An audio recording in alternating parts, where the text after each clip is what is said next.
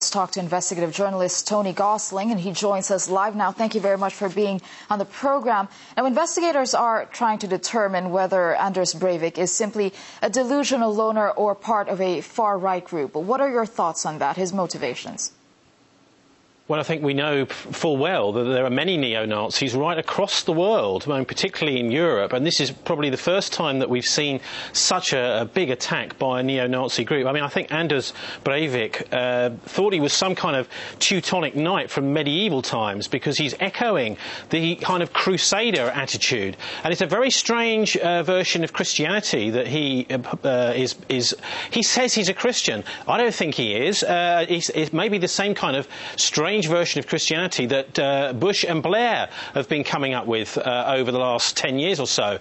So I think that this is actually the tip of an iceberg. There's actually quite a lot of this neo-Nazi activity out there, and now I think the anti-terrorist authorities right across the world are going to have to take this brand of terrorism much more seriously. Okay, you're saying that there's a bit of an increase in that kind of thinking. Breivik himself said he wanted to attack the structure of society, making reference obviously to the growing Muslim population. Do you think that really more people are thinking this way, and could this really be a sign that multiculturalism is failing in Europe?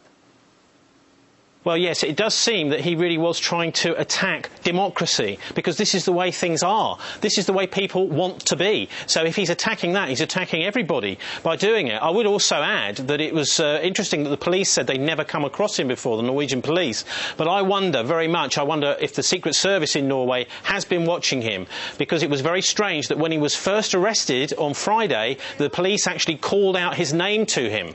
Now, it was I would be amazed if they would have actually known, as they first approached him, what his name was. I would have thought that from the arrest point, that's where the investigation would have started from.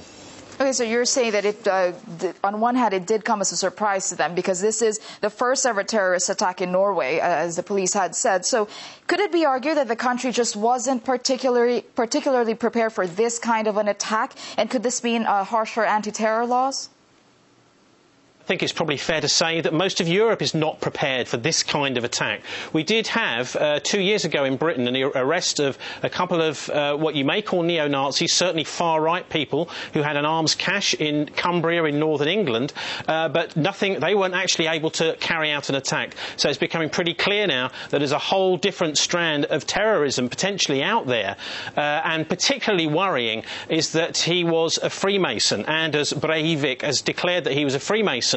I would imagine that the Norwegian police are now going to be talking to all the other members of any Masonic lodges that he was in, because this seems to be the place where this kind of fake Christian, rather nasty racist ideology was cooked up.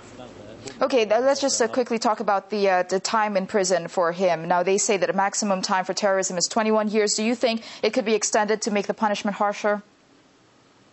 Well, I think that they should just allow justice to run its course over in Norway. That's the best attitude. Don't come in with any new draconian laws. This guy obviously needs to go down if that's what the jury finds. And let's make sure that he's not free to roam the streets. Because what concerns me is some of the right-wing terrorists we've had in Europe over the last 30, 40 years really still are. This is from the Operation Gladio and other similar operations by NATO, still are walking the streets. Okay, well, thank you very much for your insight there. Investigative journalist Tony Gosling, live from London. Thank you.